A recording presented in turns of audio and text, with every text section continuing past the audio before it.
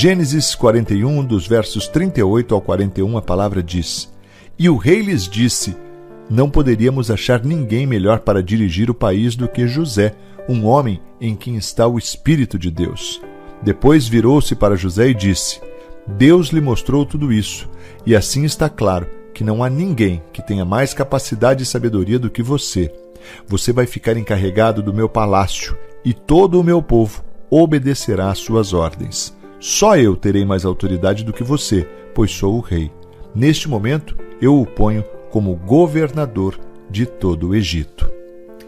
Que reviravolta, não é, na vida de José? Você já parou para pensar? De escravo estrangeiro vendido pelos irmãos, José ainda foi vítima de uma ação diabólica praticada pela mulher de Potifar. Foi caluniado e preso injustamente. Depois de algum tempo, José é levado à presença do faraó e faz revelações importantíssimas dos sonhos do rei. Então, conforme lemos, Faraó o coloca em lugar de honra e passa a ser o mais poderoso homem do Egito, estando apenas abaixo do próprio rei. A história de José nos ensina muitas lições. E hoje eu quero falar do Deus que cumpre suas promessas.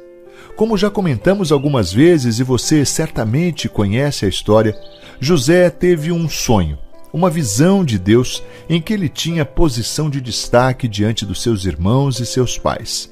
Fato este que gerou inveja e ódio em seus irmãos que o venderam.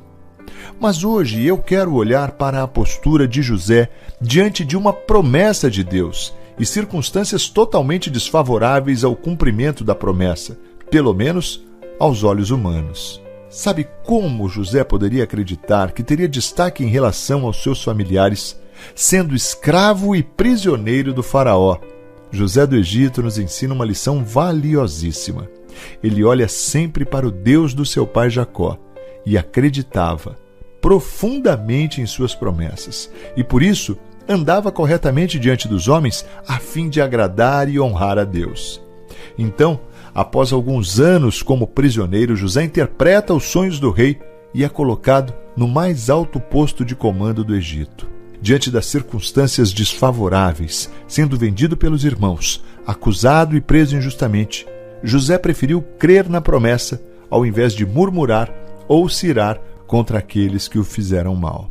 A pergunta que eu faço a você hoje é: e com você, como tem sido? Você tem uma promessa? Deus tem lhe dado sonho? E como está o seu coração em relação a tudo isso?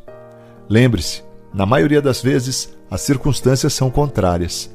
Porém, no tempo certo de Deus, a promessa se cumpre. Segunda palavra. Sabe, Sara e Abraão experimentaram longos anos de espera depois que Deus prometeu lhes dar um herdeiro. O Senhor havia prometido ao patriarca, quando ele ainda estava morando na sua terra Ur, que faria dele, então, uma grande nação. Porém, Sara era estéril. Os anos foram passando, ela envelhecendo e ainda continuava estéril.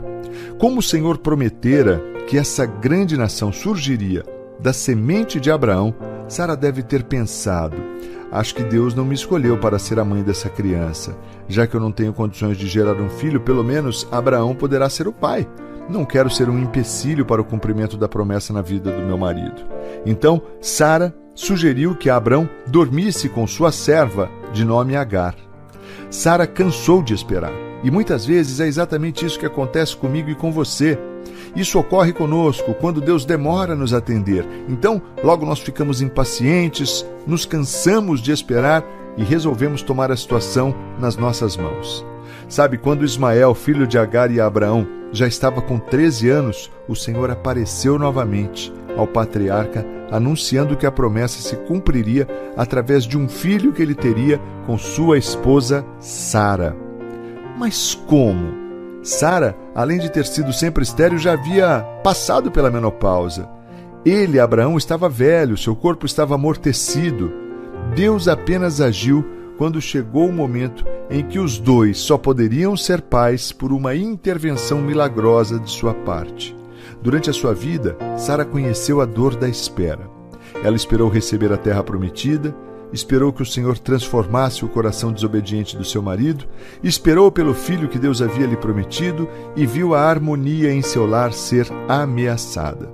Porém, Sara conhecia o seu Deus. Ele prometeu que lhe daria uma coroa de alegria ao invés de tristeza, um perfume de felicidade ao invés de lágrimas e roupas de festa ao invés de luto, como está em Isaías 61, versículo 3, e cumpriu a sua promessa. Sabe, há algum pedido aí no seu coração que você considera impossível de realizar-se? Ou sobre o qual você já tem até perdido a esperança e desistido de orar achando que é uma perda de tempo?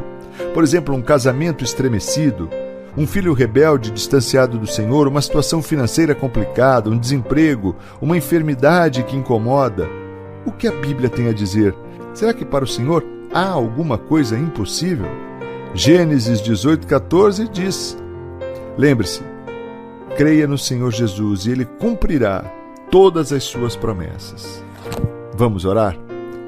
Pai, eu peço-te perdão dos meus pecados neste tempo, Pai, e clamo ao Senhor, Pai, para que o seu amor, a sua graça, a sua misericórdia seja derramada sobre a minha vida e a vida de cada um que ora conosco neste tempo.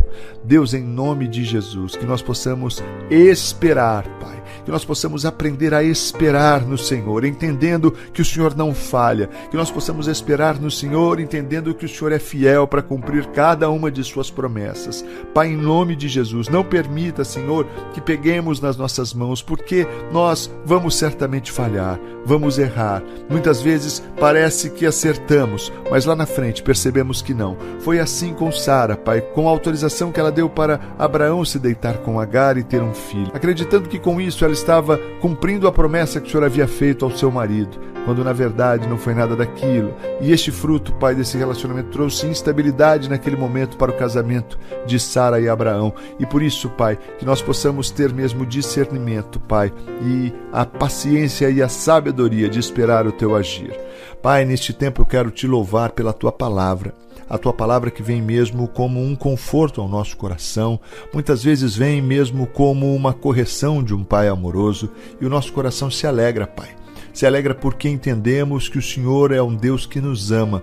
E nós sabemos, Pai, que todo pai corrige aos filhos que ama. E por isso, Senhor, neste tempo eu quero te louvar por esta palavra que nos ensina, Pai, que devemos e podemos crer nas tuas promessas. De uma maneira muito clara, o Senhor demonstra, Pai, através da tua palavra, que todas as suas promessas se cumprem, Pai. Ó Deus, independente das circunstâncias, o Senhor continua sendo Deus Todo-Poderoso. E que o nosso coração possa ter essa certeza, Pai. E que a nossa mente também possa ter essa certeza. E que nós possamos viver, Pai, como aqueles que, assim como José, creram e viveram as suas promessas, Pai. Em nome de Jesus, essa é minha oração neste tempo, Pai. Eu quero orar por cada homem, por cada mulher que tem aí em seus corações, Pai, a tua promessa gravadas, guardadas, Pai, na mente e no coração, que eles possam ter a certeza que no tempo do Senhor, Pai, essas promessas irão se cumprir, porque o Senhor é o Deus que promete e cumpre. Não há, Pai, uma promessa sequer do Senhor que não tenha sido cumprida. E eu creio mesmo, Senhor, que esses homens e essas mulheres viverão o melhor do Senhor em suas vidas. Deus, muito obrigado pela tua fidelidade, pelo teu amor, Pai. Obrigado pela tua palavra viva e eficaz, que traz entendimento e sabedoria sobre as nossas vidas. Pai, nós oramos agradecidos no nome santo, poderoso e bendito do seu Filho Jesus, o nosso Salvador. Amém e amém. Graças a Deus.